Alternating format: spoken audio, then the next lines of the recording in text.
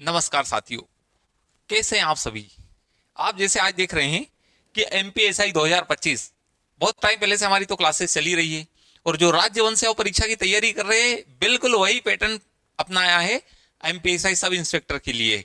अब हम देखेंगे कि जिस प्रकार से हम पहले इसी पैटर्न पर प्रिपरेशन भी करवाते आ रहे हैं, बहुत सारे बच्चों के सिलेक्शन भी होते हुए आ रहे हैं।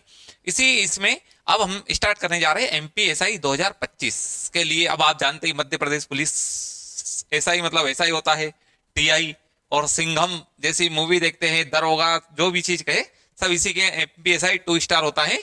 और इसी के साथ आज मैं आपके सामने वही चीजें लेकर के आया कि जैसे भी अभी आपने देखा कि एमपीएसआई का जो पैटर्न है, पैटर्न कहे सिलेबस कहे, इसमें चेंजेस हुआ है। इस चेंजेस के साथ में देखिए बहुत सारे बच्चों के लिए कंफ्यूजन हो गया है कि इतना सारा चेंज कर दिया, कैसे होगा क्या होगा। तो हम कहे कि ये कोई आपके लिए नहीं हुआ, सभी के लिए सेम चीजें हैं। और वो गाना है जो तेरा हाल है वो मेरा हाल है, सभी का हाल एक जैसा है। अब ये चीजें बड़ी अच्छी हुई है कि जो व्यक्ति तैयारी तो कर रहा है साथ ही फिजिकली भी अच्छे तरीके से फिट है। फिजिकली फिट तो होते ही होते हैं, लेकिन फिजिकल के मार्क्स एक बहुत बड़ा वेटेज भी डालेंगे सभी। लेकिन पहली बात की फिजिकल तक हम पहुंचे तो सही, कैसे पहुंचेंगे क्या होगा, तो उसी के इसमें कि आज हम बिल्कुल उसी पे बात करने के लिए आए कि कैसे तैयारी करें, क्या करें, जिससे कि हमारी चीजें एक प्रॉपर तरीके से हो सके। आपने देखा एमपीएसआई 2025 प्री की एग्जाम, प्री की एग्जाम में भी आप देखेंगे तो ये 10 यूनिटें दी हुई है। 10 यूनिट होने के बाद में पहले हमारा पैटर्न एक था कि हम 2 पेपर देते थे, 70 नंबर की हिंदी होती थी, 30 की इंग्लिश होती थी, पहले होता था। अब बात कहें कि इस बार इन्होंने क्या किया कि हमारे पॉलिटी के आर्टिकल 309 का यूज किया और मध्य प्रदेश के राजपत्र में इन्होंने दे दिया है, मतलब ये सिलेबस ही रहेगा, यही चीजें हैं। अब करे तो कैसे तैयारी करें, क्या करें, तो हम आपको बताएं कि ये बिल्कुल बहुत अच्छे तरीके से प्रिपरेशन करें। सभी की एक जैसी कंडीशन है।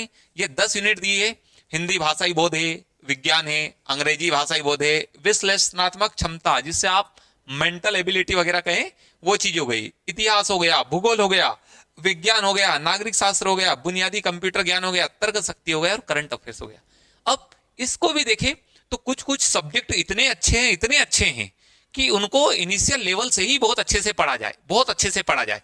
आज मैं इस पूरे वीडियो में एक वीडियो फिर मैं लेकर के आऊंगा जिसमें आपको सभी सब्जेक्ट को पढ़ने की एक स्ट्रेटजी बताऊंगा। क्योंकि चलिए अब मैं थोड़ा सा और बताता हूं।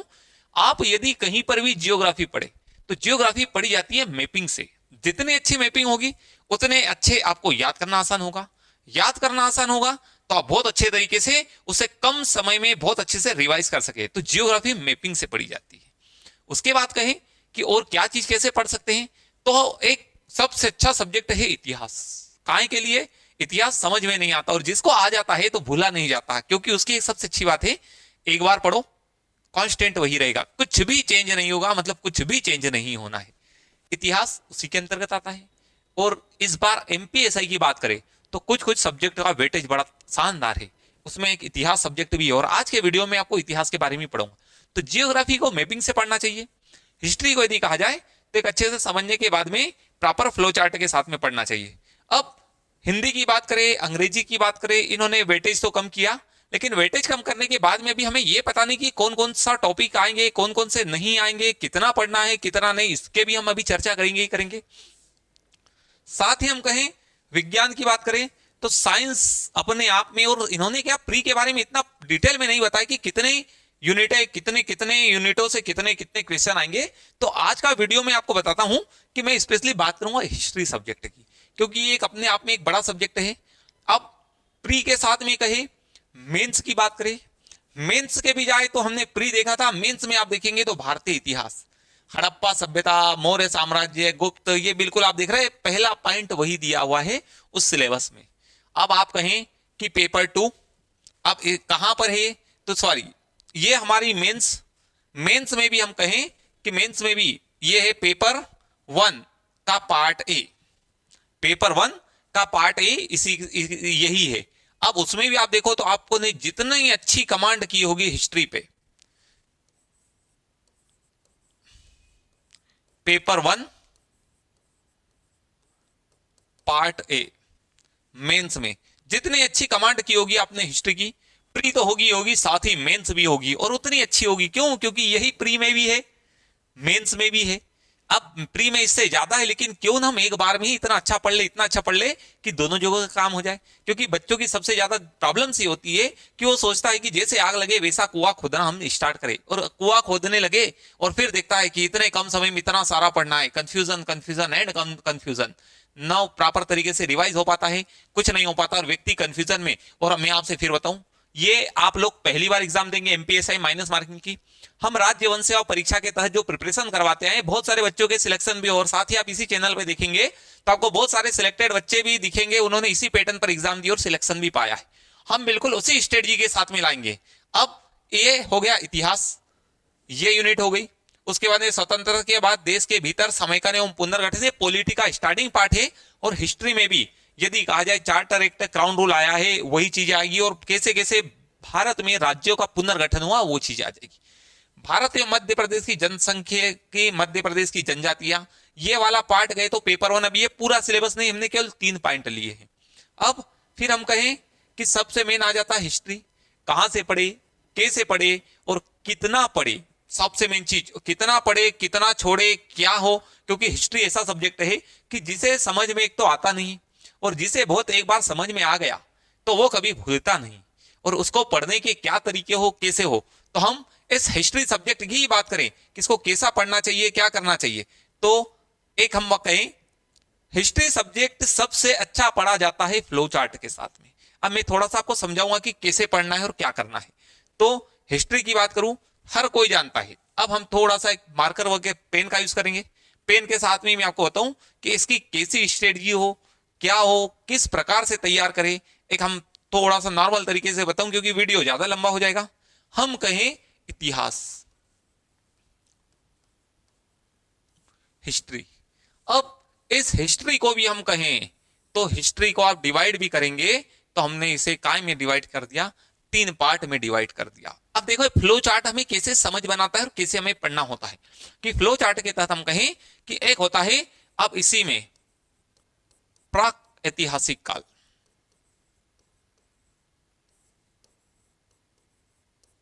एक होता है आद्य ऐतिहासिक काल,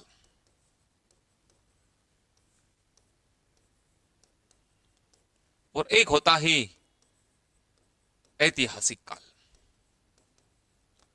अब आप बहुत सारे बच्चे सोच रहे होंगे सर आप तो पढ़ाने लग गए ये चीजें, लेकिन मैं आपको वो चीज बता रहा कि कैसे हिस्ट्री को समझा जाता है और कैसे किया जाता है। अब ये प्राग ऐतिहासिक काल वो है जिसमें, अब ये तो मैं हिस्ट्री जब पढ़ाता हूं तब पूरी चीजें को, और फ्लो चार्ट बिल्कुल हम मैपिंग के साथ में, फ्लो चार्ट के साथ में मैं ही पढ़ा रहा हूं हिस्ट्री को। और कैसे पढ़ेंगे अभी मैं आपको वो भी बताऊंगा।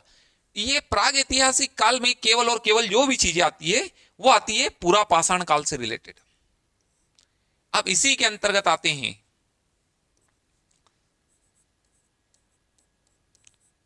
पूरा पाषाण, फिर आता है मध्य पाषाण,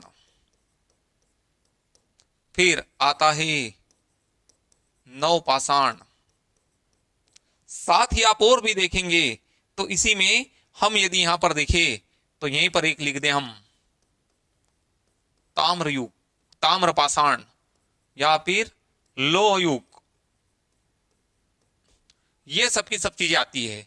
अब हम इसकी बात करें कि इसमें क्या आता है, तो यही आद्य ऐतिहासिक काल ही आता है सिंधु घाटी सभ्यता।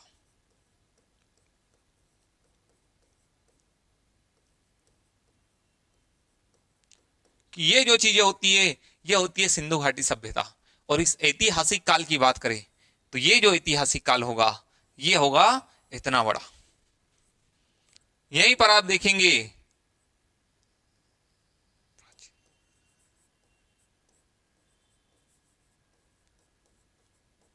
प्राचीन इतिहास, मध्यकालीन इतिहास, फिर हम बात करें तो एक आता है आधुनिक इतिहास, और एक आता है विश्व इतिहास। ये चीजें होती है, ये हम आप देख रहे हैं एक फ्लो चार्ट है। अब आप देखेंगे इसको ही देखने के बाद कि आपको कितनी चीजें समझ में और कितने अच्छे से समझ में आई। अब मैं आपको कहूं हर कोई पढ़ने लगता है, केवल वो ये देखता है कि मुझे पढ़ना है पढ़ना है पढ़ना है। हम कहीं एक स्मार्ट स्टडी होती, आप कैसे पढ़ते हैं, क्या पढ़ते हैं, किस तरीके से पढ़ना चाहिए कि जो हमें बहुत अच्छे से समझ बना सके। अब मैंने कुछ भी नहीं किया है, आपका टाइम लिया है, लेकिन आपको एक फ्लो चार्ट बना के दिया है। फ्लो चार्ट में आप देख पा रहे हैं कि क्या क्या लिखा हुआ है, क्या क्या चीजें लिखी हुई है। छोटा सा वीडियो आपको छोटी सी चीजें समझाने की कोशिश कर रहा हूं। प्राचीन इतिहास क्या है, मध्यकालीन क्या है, आधुनिक क्या है, विश्व इतिहास क्या है, सब पढ़ाने वाला पार्ट है। जब हम देखेंगे, जब पढ़ेंगे। अब हम इसी के साथ में देखें और आगे, तो ये तो हमने किया ही किया है।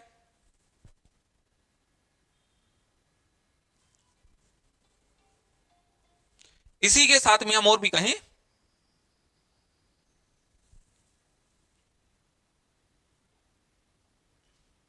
हाँ, कि ये आपने देख लिया है, इसे बनाते चले।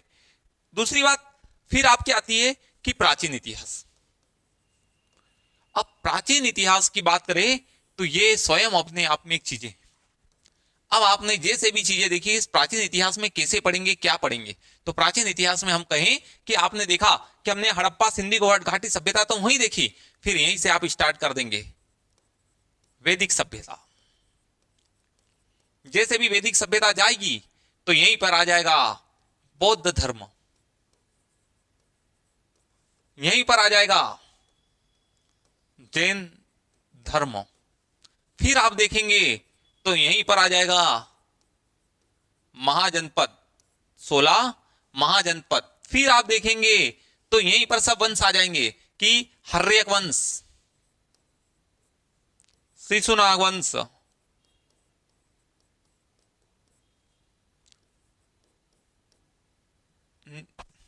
हर्यक वंश। फिर आ जाएगा नंद वंश, यहीं पर आ जाएगा मौर्य वंश, सुंग वंश, कण्व वंश, सातवाहन आ जाएंगे। फिर यहीं से आप देखेंगे तो फिर एंट्री हो जाएगी हिंद यूनानी, उनकी हिंद यवन लोग आने लग जाएंगे। फिर आप और देखेंगे तो यहीं पर आ जाएगा क्या, गुप्त काल आ जाएगा। गुप्त काल की बात करें, गुप्त काल जैसे जैसे जैसे जैसे चलता रहेगा तो यहीं पर आ जाएगा वर्धन वंश। और इसी के बाद में जो छोटे छोटे राजा महाराजा उन शासन करते रहेंगे, अलग अलग एरिया में अलग अलग प्रकार से सब चीजें आ जाएगी। अब मैंने आपसे कोई स्पेशल चीज नहीं बताई, मैंने आपको सिंपल चीजें बताई कि प्राचीन इतिहास में ये चीजें आती है। अब आप खुद देखें, मैं कुछ जगह पर टिक लगाता हूं, टिक लगाता हूं। जैसे मैंने एक जगह पर टिक लगाया, इस पर मौर्य वंश, एक मैंने टिक लगाया इस पर गुप्त पर, एक मैंने लगाया इस वर्धन पर। मैं आपको प्री की बात बता रहा हूं कि प्री में हमें कैसे पढ़ना है। मैंने 3 टॉपिक पे निशान लगाया, ये तीनों के तीनों टॉपिक प्री के हैं, इतिहास के हैं, साथ ही ये तीनों के तीनों टॉपिक है मेंस में। मेंस में यही चीजें हैं, इसको ही आपको पढ़ना। क्यों ना हम प्री में ही बहुत अच्छे से पढ़ ले, इतना अच्छा पढ़ ले, इतना अच्छा पढ़ ले कि आपको मेंस भी तैयार हो, प्री भी तैयार हो, और आपका जो कॉन्फिडेंस का लेवल होगा एक अलग ही लेवल पर होगा, एक अलग लेवल पर ही होगा। तो ये चीज समझ में, जो बच्चे स्क्रीनशॉट लेना चाहते हैं इसका स्क्रीनशॉट ले ले, आपको बहुत फायदे में भी रहेगा और चीजें समझ भी आएगी कि हमें क्या पढ़ना है, कैसे पढ़ना है। तो आपने ले लिया होगा। अब हम देखते हैं दूसरा, प्राचीन इतिहास यहीं पर चलेगा, वैदिक सभ्यता से चलते हुए सब चीज चलती आएगी चलती आएगी चलती आएगी। यहां पर राजा महाराजा उनका शासन आएगा, यहीं पर चौहान वंश का शासन चलेगा, चौहान वंश जो रहेगा राजस्थान में, चौहान वंश। और इसी समय पर पृथ्वीराज चौहान तृतीय जो रहेंगे, अब उनको ही मारने के बाद में एंट्री हो जाएगी मोहम्मद गोरी की और इनकी। इसी समय 712 ईस्वी, ये हम कहें 700 सातवीं छठी सातवीं शताब्दी तक चलेगा। हर्षवर्धन 647 तक रहेगा और हर्षवर्धन की मृत्यु हो जाएगी। फिर पूरी तरीके से वहां के जितने भी, हाँ इसमें एक आध चीज और छूट रही है, उसको भी आप लोग ऐड करें। इसी में आपको पढ़ना है दक्षिण भारत, यहीं पर आपका आ जाएगा पांड्य, चोल, चेर, ये भी सब आ जाएंगे दक्षिण भारत में यहीं पर। अब पूरी तरीके से इन्हीं की पूरी चीजों को समझना है। अब हम चलते हैं इसके आगे, ये तो हमारा हो गया प्राचीन।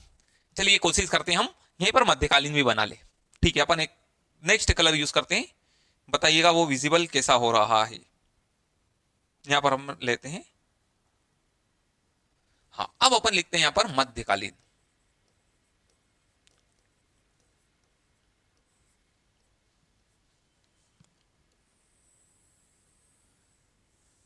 मध्यकालीन की बात करें तो इसी समय पर पहले आता है मोहम्मद बिन कासिम,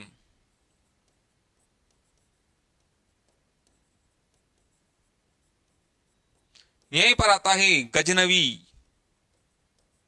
यहीं पर आता है गोरी, यहीं पर आप फिर देखेंगे तो गोरी के बाद में चालू हो जाएगी दिल्ली सल्तनत। इसी दिल्ली सल्तनत के अंतर्गत में आ जाएंगे गुलाम, खिलजी, तुगलक, सैयद और लोदी। अब यहीं पर तुगलक वंश के समय ही मोहम्मद बिन तुगलक का शासन चल रहा होगा और इसी दौरान पे दो नए वंश यहां पर भी आएंगे। उनका नाम क्या होगा? एक होगा विजयनगर और एक होगा बहमनी साम्राज्य।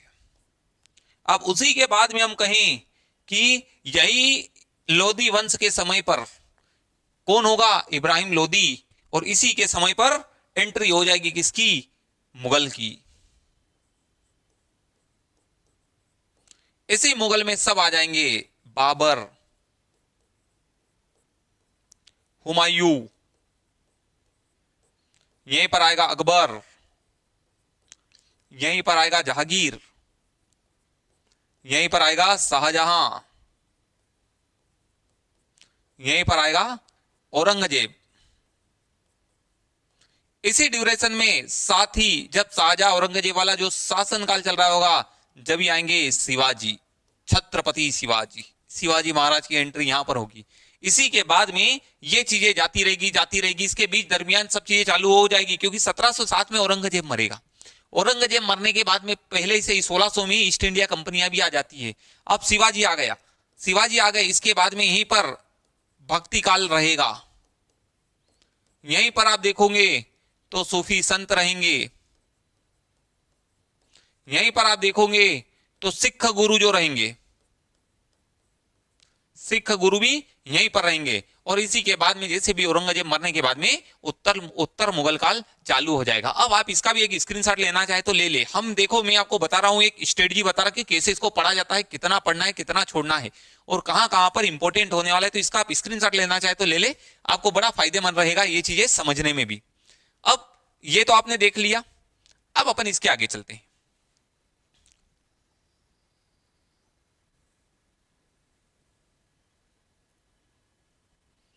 इसी के बाद हम कहें आधुनिक। आधुनिक इतिहास की बात करें तो आधुनिक इतिहास में आपने देखा, हमने वहां पर मुगल काल तक देखा था, यहां पर आ जाएगा उत्तर मुगल काल। उत्तर मुगल काल आ जाएगा। इसी बीच में आप और देखेंगे तो जो अलग अलग राज्य देखेंगे कि बंगाल अलग देखेंगे, अवध अलग देखेंगे, सब अलग। मुर्शिद कुली खां आएगा, सादत खां आएगा, अली वर्दी खां आएगा, सब अलग अलग अपनी जगह पर चीजें चलाते जाएंगे और इसी में एक बनेगा बंगाल। यहीं पर आप फिर देखेंगे मैसूर, जिसे आप देखते हैं हैदर अली, टीपू सुल्तान, ये सब चीजें भी आएगी। उत्तर मुगल काल भी आ गया। अब इसी के बीच में चलती रहेगी ईस्ट इंडिया कंपनी तो आई हुई रहेगी। अब ईस्ट इंडिया कंपनी अपने ऊपर इतने अत्याचार करेगी। इसी बंगाल का जो शासन चल रहा होगा, यहां पर दो घटनाएं घटेगी। दो घटनाओं में एक घटेगी प्लासी का युद्ध। कब? 1757 में। दूसरा घटेगा बक्सर का युद्ध। कब? 1764 में। और इस युद्ध के बाद में अंग्रेज अपना वर्चस्व कायम कर लेंगे। इस बक्सर के युद्ध के बाद में अंग्रेज अपना वर्चस्व कायम कर लेंगे और इसके बाद में अंग्रेज पूरी तरीके से अपने नियंत्रण में ले लेंगे। अब यही जो चीजें चल रही होगी, ये चीजें चलती आएगी जब बहुत भयंकर लेवल पे अत्याचार करने लग जाएंगे 1764 के बाद में। अब इसी के तहत यहां पर जो चीजें आ जाएगी तो स्टार्ट हो जाएगी 1857 की क्रांति। जैसे भी 1857 की क्रांति होगी तो ये लोग क्या करेंगे? कि जो ईस्ट इंडिया कंपनी भारत में रह के भारत में रूल कर रही थी, अब ये लोग कहेंगे कि अब हम इंग्लैंड से बना के भेजेंगे और एक वायसराय को नियुक्त करेंगे। यहीं से गवर्नर जनरल, वायसराय सब पैरेलल चल रहे होते हैं। अब मैं एक एक चीज बता रहा हूं, लेकिन पैरेलल बहुत सारी चीजें चल रही हुई। 1857 की क्रांति चलती रहेगी, चलती रहेगी, सब इसके पीछे बहुत सारी घटनाएं होती रहेगी, होती रहेगी। इसी के बाद में आप और भी आगे देखेंगे तो 1915 इसके बीच के काल में भी और बहुत सारी घटनाएं घटेगी। जैसे आप 1885 चलिए और अपन थोड़ा सा देखते हैं कि यहां पर इसको हटाओ, 1885 कांग्रेस की स्थापना। फिर आप देखेंगे 1905 बंगाल का विभाजन,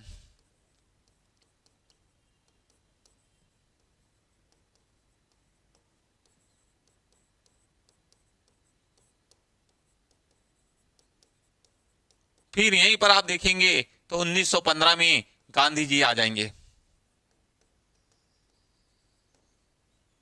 कि गांधी जी एरा, यहां से चीजें जो चालू होगी चालू होगी, सब चीजें चलती रहेगी, चलती रहेगी। और यही चीजें आप देखेंगे तो पूरे आंदोलन वगैरह सब चलते रहेंगे, पूरे सामाजिक धार्मिक पूरी तरीके से आंदोलनों को देखेंगे। और यहीं पर देखेंगे 1947 में भारत देश आजाद हो जाएगा।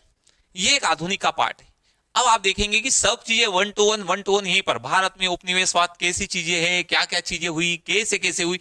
इसी के बीच में आप और भी कुछ चीजों को देखेंगे तो वो चीज आपको मिलेगी गवर्नर जनरल हो, कुछ होंगे गवर्नर, फिर बनेंगे गवर्नर जनरल, फिर होंगे वाइसराय। सभी चीजों को हम अब बहुत अच्छे तरीके से पढ़ेंगे। तो ये तो आपने एक फ्लो चार्ट देखा, और आज इस केवल और केवल मैंने सिलेबस का फ्लो चार्ट बताया जो आपको बहुत अच्छे से समझ में आया। यदि हम इसी प्रकार से फ्लो चार्ट में हिस्ट्री को ही पढ़े और हिस्ट्री को ही बहुत अच्छे मैपिंग और फ्लो चार्ट के साथ में पढ़े तो कितना अच्छा होगा पढ़ना। इस फ्लो चार्ट को बनाने का मेरा मेन मोटो था आप समझ सके कि कैसे कैसे पढ़ना है। बिल्कुल इन्हीं चीजों को लेकर के जो आप इतनी देर से देख रहे थे, बहुत इंटरेस्टिंग वे में देख रहे थे, हिस्ट्री भी समझ रहे थे और थोड़ा थोड़ा समझ में भी आया। ये तो केवल एक शुरुआत थी। अब एक्चुअल में हिस्ट्री को पढ़ना कैसे है, पढ़ेंगे कैसे, उसकी बात करते हैं। तो ये आपने देख लिया। इसी के बाद में अब हम देखें कि हिस्ट्री, ये हमने हिस्ट्री पढ़ने वाली बात की। अब मैं वापस से मेंस के सिलेबस पे आता हूं। अब इस मेंस के सिलेबस से उन चीजों को कंपेयर करें जो क्या, कौन सी चीजें जो अभी हमने आपको उस सिलेबस में बताई थी। कौन सा कलर विजिबल होगा, व्हाइट, ब्लैक, चलिए ये वाला कलर उठाते हैं।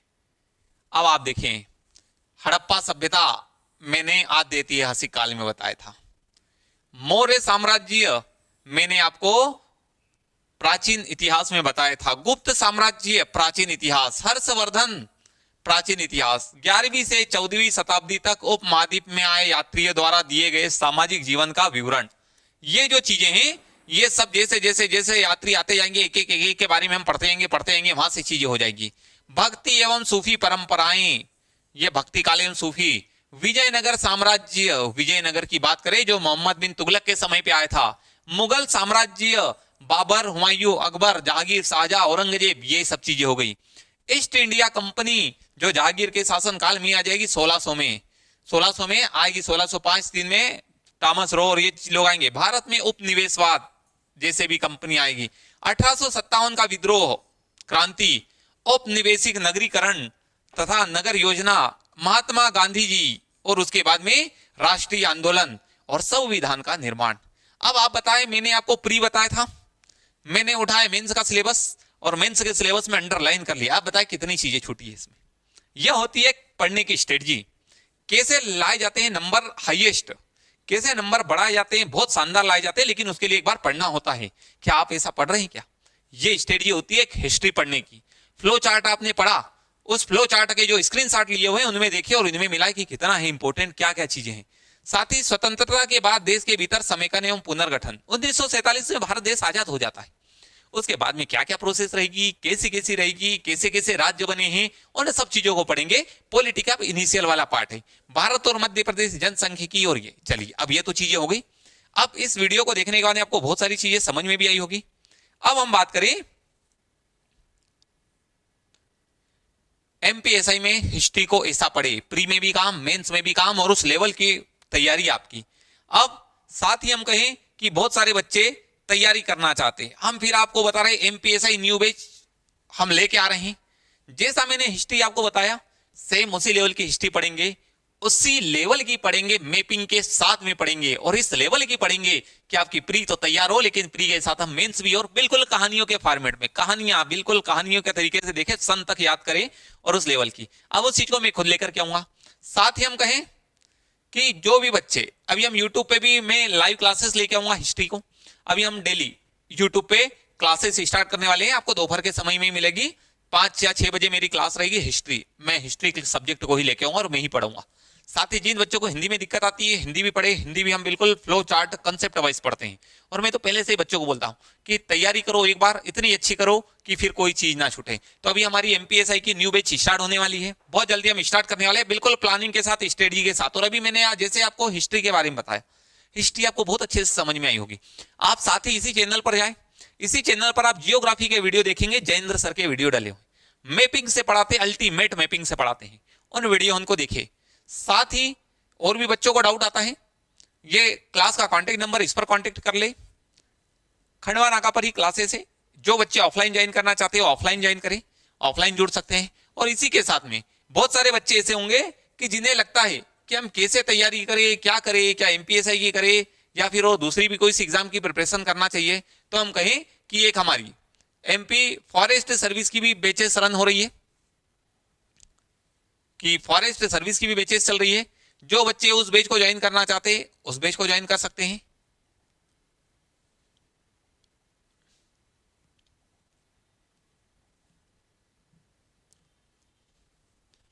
ये हमारी राज्य वन सेवा परीक्षा 2026 को लेकर के चल रही है।